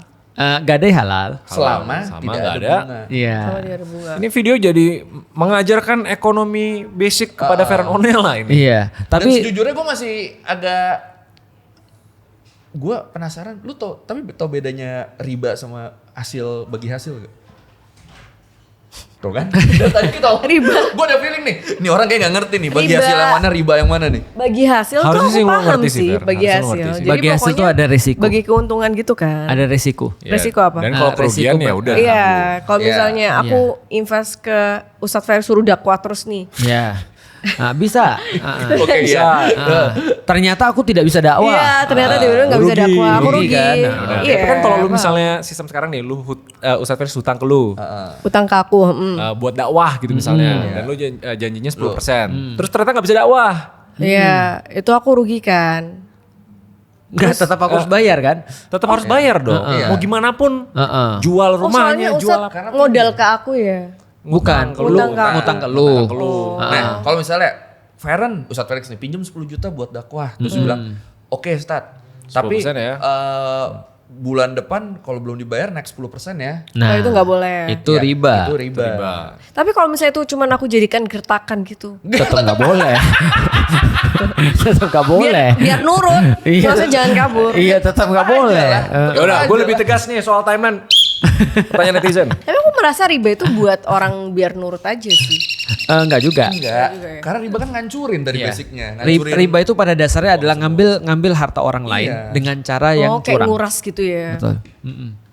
Tapi kalau disetujuin semua, Oh, Tanya. aku bisa ngasih tahu lu satu yang bagus banget. apa? Siapa yang paling untung dalam sistem riba? Yang terima ribanya. Bukan, orang yang punya duit. Orang Iya. punya duit. Orang yang punya Itu duit. kenapa orang kaya makin kaya. Iya. Dan Yang nggak di ada atas. chance bagi orang miskin untuk bisa naik. Soalnya diper semua ya. Iya. Oke. Tanya. Oke. Islam tuh ngelarang menjadikan anak jadi investasi dan dana pensiun. Tapi kenapa muncul budaya anak harus membiayain orang tua? Oke, bagus banget, keren banget. Bagus ya pertanyaannya. Bagus Jadi, banget. kita bahas. Oke. Keras lagi soalnya. Pertama gini, anak itu di dalam Islam memang investasi. Investasi. Oh, wah. Karena tidak mungkin dong kalau misalnya kita mengeluarkan sesuatu kita tidak berharap sesuatu. Orang ikhlas aja berharap, Oh, jadi itu timbal balik. timbal balik dong. Oh ya? karena gini ya. Tapi itu eksplisit. Anak sebagai investasi ada? Enggak, Oh, ini enggak. pengertian. Tapi maksudnya adalah investasi bukan investasi harta. Karena balik lagi kan Islam tidak memandang bahwasanya harta itu kan untuk kenikmatan dunia Yap. kan. Jadi investasi anak itu adalah untuk apa? Untuk akhiratnya dia. Ya. Kan ingat gak kata Koi pernah akhirnya bilang? orang tuanya Ada sendiri. 3 yang tidak pernah putus. Pahalanya walaupun kita udah mati. Oh, Nomor satu apa? Anak berbakti itu ya. Anak yang soleh, benar. Berarti anak adalah investasi kan. Iya. Berarti ketika kita mati kita berharap kita dapat terus kemudian segala macamnya. Raymond kemarin ketika datang ke tempat bapaknya. Bapaknya dapat semua yang Raymond lakukan sekarang. Ya kan? Cie. Karena bapak saya Islam. Betul. Oh iya? Loh iya kan? Sebelum meninggal. Ya. Heeh. Tempat Islam. Serius? Loh baru tahu. Gimana sih? Lu Lu berdua ngobrol gak sih? Bunda AI tolong nih dikasih tahu. Papa kamu asyadu. Ya iyalah. Serius? Ya iyalah. Iya. Terakhir. Lu kapan? Di mana? Di rumah sakit waktu itu? Enggak, poinnya kan bukan di rumah, bukan di mananya. Kan gue bilangnya Islam sebelum meninggal. Dia mikirnya tuh lagi di... Bener-bener. Iya, Bener-bener dia di pikir momen terakhir. sebelum Asyhadu mati, an la sebelum meninggal, asyhadu an la ilaha illallah bukan gitu. Maksudnya sebelum itu kan Lu kebanyakan panjang. nonton Hidayah makanya. Oh, aku kira kayak detik-detik itu. Iya, Kata-kata terakhir. kalau gitu kata-kata gini, tepat sebelum meninggal. Itu Iya, benar. bener-bener sebelum meninggal. Ini Iya. kan enggak, sebelum meninggal udah sempat asyhadu. Iya. Akhirnya Islam. Jadi Poinnya kan di situ. aku baru tahu Mama berarti Islamnya, Udah lahir kalau mama. tapi kan sempat nggak. Udah. Oh, Ya. Jadi artinya dia tetap dapat kan? Artinya anak investasi kan? Iya. Berarti bapaknya tetap mendapatkan pasif pahala. Pasif income dari gue. Pasif income. Iya. Income of pahala. Bapaknya seneng tuh nanti di kuburan. Berarti- Kenapa? Anaknya jadi anak yang baik. Oke. Berarti gitu. anak dimanfaatkan pahalanya. Oh untuk iya. pahala. Oh iya. Harus Jahat begitu. nggak? Nggak jahat dong. Orang nggak ngurangin dia apa-apa. Tapi kan untuk menguntungkan aku, Salah. menguntungkan Kalau orang emang nggak tua. menguntungkan anaknya? Nggak menguntungkan orang tua. Emang gak menguntungkan anaknya? Gini, Iya. tanpa lu sebagai anak nih, tanpa lu bermotivasi untuk ngasih pahala ke bapak lu juga bapak lu udah dapet. Dapat. Iya. Kan pertama nggak ngerugiin lu kan? Iya. Dan lu malah jadi orang baik. Lu siapa yang untung? Iya, dua-duanya sih. Iya betul. Iya. Tapi lu yang Itu untung nggak kan? jahat lah. Tapi anggaplah nggak ada Islam nih. Nggak ada Islam ya taruhlah. Seorang bapak didik anaknya. Terus lu jadi orang baik. Yang untung siapa? Aku. Betul. Nah, cuma di iya. dalam Islam bapaknya dapat porsi. Nah, Oke. ya kan, enak kan? Tapi- Nah, berarti investasi betul. Bukan duit ya? Bukan duit Iya, tapi. bukan duit. Terus ada Kalau pertanyaan duit, lanjutannya tadi. nggak, ini masih karena topiknya belum ngebahas Iya. nih. Oke. Dia Iya. ekspektasinya duit. Oke. Iya, Kalau misalnya sebagai ekspektasinya orang duit. tua melahirkan anak, Oke. ekspektasi dia kasih gue duit nih. Ya, nanti. makanya tadi ada jawaban kalau misalnya bukan investasi, kenapa harus biayain bapak ibunya? Yap. Oke, jadi gini, di dalam Islam itu tidak ada kewajiban buat orang tua untuk didik anaknya agar anaknya bisa untuk balas dia duit. Kalau untuk anaknya ada kewajiban. Bahkan nggak? tidak boleh. Nah, untuk anaknya kewajibannya bukan untuk biayain bapak ibunya, tapi birrul walidain. Tapi dia memperhatikan bapak ibunya. Contoh kayak gini ya. Nanti suatu waktu nanti kalau lu sudah ada yang sayang sama lu nih, dia nikahin lu. Maka ketika dia membiayai lu makan, itu bukan karena kewajiban lu. Karena sayang. Betul. Hmm. Tahu nggak maksudnya? Tanya sama Koi. Dia ngasih anaknya makan karena kewajiban. Iya. Oh iya. Enggak, gue nyuruh lihat, gue nyuruh lu tanya sama Kok dia, jadi statement bukan orang lu disuruh pertanyaan. nanya? Pertanyaan. Bukan pertanyaan dia. Oh, karena sayang. Ya iyalah. Lah, masa karena kewajiban? Enggak Contoh sih. kayak gini ya. Seorang Raymond misalnya gaji karyawan-karyawannya itu karena kewajiban kan? Iya. Kewajiban. Karena kewajiban. Tapi kalau nanti Raymond punya istri, apakah dia terus kemudian memperlakukan istrinya kayak gaji? Enggak. Enggak kan? Tapi karena sayang kan? Nah, itu dulu yang pertama tuh. Kelihatannya di luar sama-sama dikasih duit. Tapi bagi orang-orang yang berkeluarga itu karena sayang. Yep. Maka yang harus kemudian diwajibkan dari anak ke orang tua adalah menyayangi orang tua. Berarti more than ngasih dia duit. Lantas ada dosanya nggak kalau misalnya orang tua tanda kutip mewajibkan anaknya untuk membiayai orang tuanya? Tidak bisa. Itu dosanya ke anaknya. Iya dosa ke anaknya kan. dosa ke Karena dia anaknya. mewajibkan yang seharusnya tidak diwajibkan kan. Betul. Jadi artinya gini, bukan hak orang tua untuk mewajibkan untuk dikasih dia uang, tapi adalah kewajiban anaknya dari Allah. Oh, Jadi- bukan? Jadi gini, orang tua bilang, kamu harus wajib untuk biayain aku. Dia nggak boleh ngomong gitu. Oh. Karena dia tidak boleh, karena itu bukan tugas dia. Iya. Dalilnya itu adalah untuk anaknya, bukan untuk orang tuanya. Sama kayak gini deh. Ketika misalnya aku menjadi seorang suami misalnya, Allah kasih tahu aku, Lik, berbaiklah sama istrimu. Karena laki-laki yang terbaik kata Rasulullah adalah yang paling baik terhadap istrinya. Nah itu istriku nggak boleh ngomong begitu. Oh, saya beda dalil Nah ya. tahu nggak suamiku, kata Rasul begini. Iya. Itu kan untuk aku bukan untuk kamu. Iya. Nah, Masalah sekarang kan suka perang dalil. Betul. Iya, perang dalil. Masalah sekarang tuh dalil buat suami yang ngirim istrinya, Iya. dalil buat anak yang ngomong orang tuanya, suka gitu kan. Makanya kan gue pernah ngomong ke istri gue, anak kita tuh lahir cuma gara-gara kita di suatu malam nafsu terus dia Iya. jadi. Dia Betul. gak punya kewajiban apa-apa Benar. atas kita. Benar. Jangan sampai lu minta sesuatu ke dia. Tapi emang ada dalil yang nyuruh dia untuk berbakti kepada kita, berbaik hati segala macam. Cuma ya biar dia sadar sendiri. Jangan Kalau dia mau kita ngasih ya yang push. terima, tapi jangan kita ngasih kewajiban itu. Gue selalu menekankan itu Iya. di keluarga gue. Artinya kalau lu bisa buat anak lu sayang sama lu, jangankan lu dikasih duit, semuanya. Pertanyaannya sederhana. Balik lagi ya tentang masalah investasi. Anak adalah investasi. Kalau ada orang tua benar-benar nekenin, lu gua kasih makan, besok kalau lu nggak ngasih makan gua, durhaka lu. Aku bilang itu orang tuanya durhaka. Karena dia melakukan sesuatu bukan untuk Allah Iya, kan. benar. Dia melakukan sesuatu untuk dirinya diri dia. sendiri. Bagus. Nah, Itu nggak boleh tuh. Nggak Tapi kan boleh. kita mau menyelesaikan masalah real nih. Gue asumsi orang yang nanya ini karena dia di posisi diwajibkan oleh orang tuanya. Anak yang dapat Dia pressure harus orang tua. ngapain? Dia nggak mungkin mendalilkan kan? Karena salah kan posisinya. Iya, dia menurutku ya kalau ada yang kayak gini-gini dan aku rasa banyak banget yang Banyak, seperti pasti itu. banyak banget. Iya. Ya, bilang sama ibunya atau bilang sama bapaknya bahwasanya birrul walidain itu adalah kewajibanku. Jadi artinya menyayangi orang tua, berbakti pada orang tua itu adalah kewajibanku dan aku insya Allah akan menjalannya dengan sepenuh hati.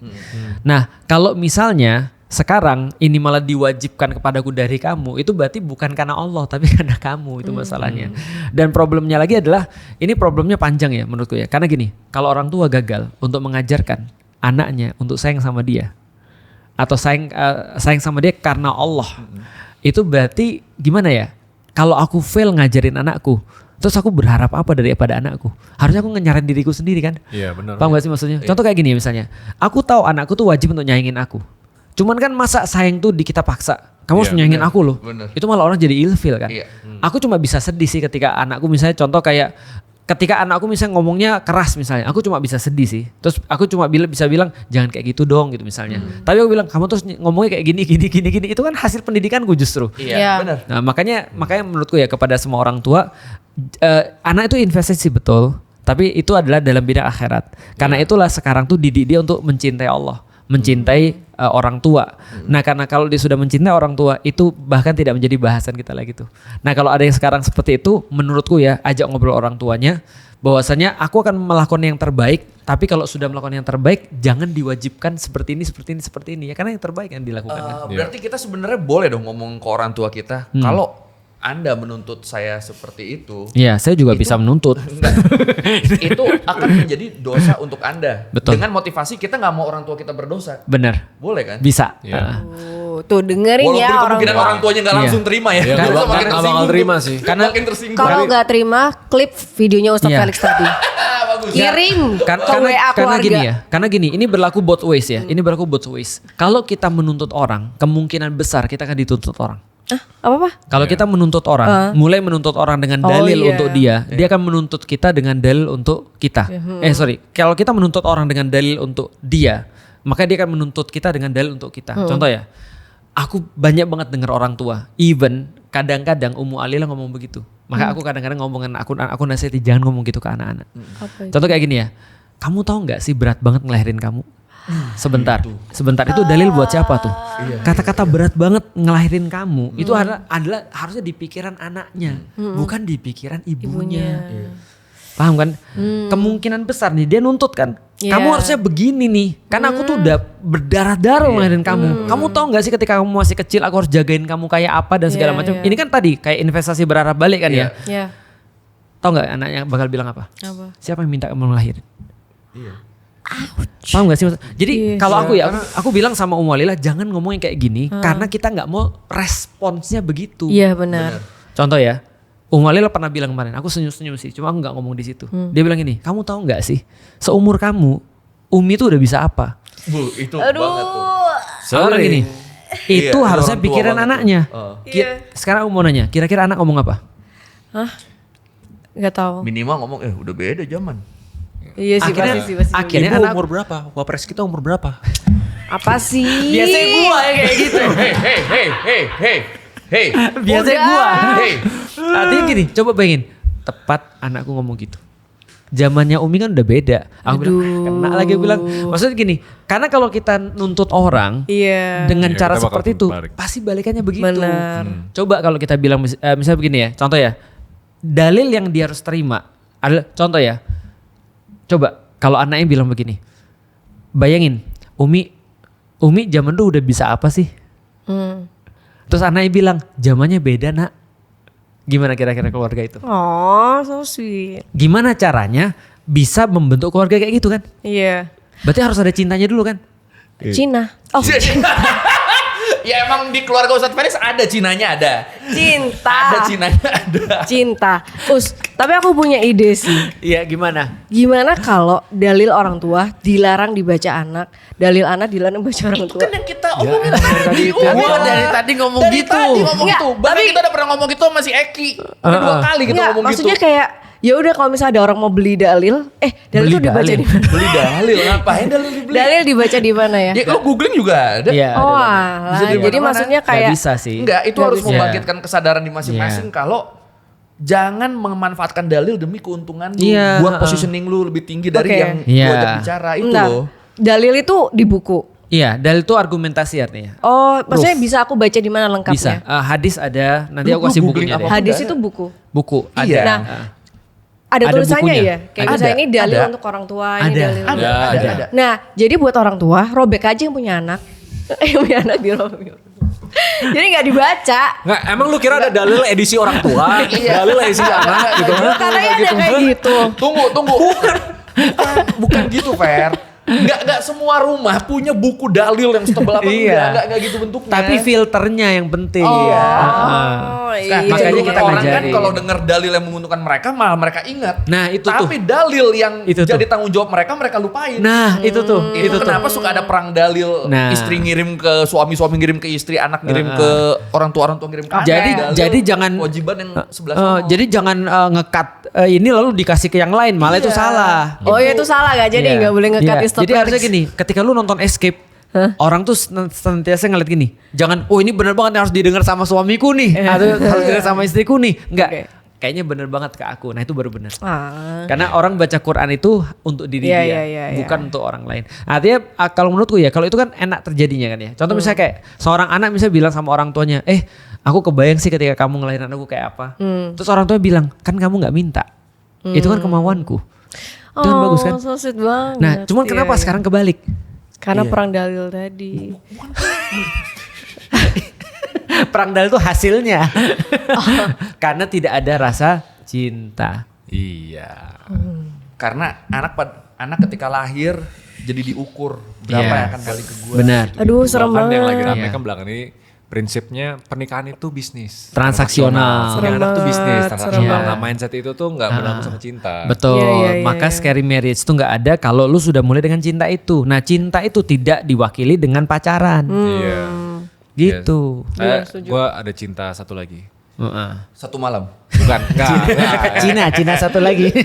Gue cinta kita on time sama timer kita. Oh, iya. Jadi kayaknya sudah terkonklusi. Ini 2 pertanyaan sebenarnya udah kejawab. Yaitu tentang dulu di zaman Nabi gimana saham, reksadana, obligasi. Udah. tadi. Terus yang di Wah, lu gila.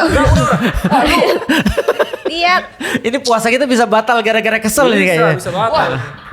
bentuk investasinya tapi belum kejawab. Apa? Udah tadi. Jual beli itu. Apa? Oh, gua. Hah. Nah, udah dong. Tadi kayak jual beli tadi. Oh jual beli doang ya. Udah. Oh. Iya, invest ke Kalau orang dalam kripto- sektor Dari real. kuping ke otak. Kalau kripto diibaratkan di zaman dulu apa? Kripto nggak ada sih di zaman Oh, dulu. nggak ada. Karena itu kan justru tidak Islami ya. Karena tadi aku bilang karena kripto itu aku ngeliat gini. Kalau kripto itu aku pernah ditanya kalau kripto itu adalah soal mata uang. Aku sepakat sih sebenarnya. Artinya mata uang apapun boleh kan selama ada underlayingnya gitu kan. Iya. Jadi dia adalah alat tukar bukan alat investasi. Tapi kalau alat investasi yang aku lihat akhirnya jadi sama kayak tadi the greater fool tadi siapa yang lebih ini. Nah di zaman Rasul justru itu yang tidak boleh. Jadi gini. Ini mungkin aku nggak tahu ya, nanti bisa tanya Raymond untuk teknisnya ya. Tapi bagiku adalah investasi real itu lebih bagus daripada investasi non real. Jadi real itu seperti apa? Ya memang benar-benar uangnya berputar di masyarakat. Lu lihat orang ada berpotensi, ayo ngurusin bisnis gua, uangnya berputar di tengah masyarakat. Itu benar-benar efek kepada ekonomi langsung. Gitu. Ya, gue Oke. setuju, benar. Iya. Alright, jadi jangan lupa tanggal 3 Mei di Makassar, Balai Jangan Manunggal. lupa. Masya Allah. Apa tuh? Wallpaper gue polisi lain. Ketutup. Ketutup. Mana tadi? Hilang. Tuh. Masya Allah. Kamu lagi stres ya, makanya asam lambung kamu naik. Bener, stres ngadepin lu. Iya. Makanya kita selalu sedia ini. Tiba-tiba Makanya asam selalu ada lambung polisi naik. lain. Nah, nanti Allah Akbar langsung. Kalau kita lagi asam lambungnya naik, dia yang kita suruh minum Iya, benar. Iya benar. supaya asam lambung kita nggak naik. Iya. Ya biar nanti di tanggal 3 Mei kita bisa escape live di Makassar, Balai Manunggal. Dan Jangan lupa Gaspol. linknya gue taruh di bawah, kita taruh di bawah. Terus jangan lupa follow @escape karena untuk ngeliatin literally sebentar lagi kita akan rilis sesuatu yang menjadi gebrakan insya Allah. Oh. Dan jangan lupa untuk tetap komen Surabaya agar kami ada Surabaya di kota selanjutnya karena Iya. kita pengen Feren beserta keluarga hadir di sini. Iya benar. Katanya mau ngajak pastor dulu juga. Iya, katanya. Percuma, tetap harus Pendeta. ada izin aku. Iya kan nggak, memang lu nggak izinin. Enggak. Kenapa? Nggak mau, jangan di Surabaya dulu Ngomong tentang Alasannya kewajiban. apa? Alasannya apa? Sebagai employee Iya, ada itunya loh. memiliki Anda. kewajiban Di atas terhadap job meja ini desk. kita semua setara di mata Allah. Oke. Gak bisa bantah. Gak bisa bantah. Ini contoh perang dalil nih. Nih. Tiba-tiba pakai dalil buat keuntungan. Emang ada Sisanya dalil? dibantah dalil-dalilnya. Emang ada dalil karyawan, dalil bos? Ada. Gila, dalil tuh semua lengkap ya? Lengkap. Bahas episode dalil sendiri kan? Ayo lah. Boleh, ya udah. Boleh. Sampai jumpa teman-teman di episode selanjutnya. Bye bye.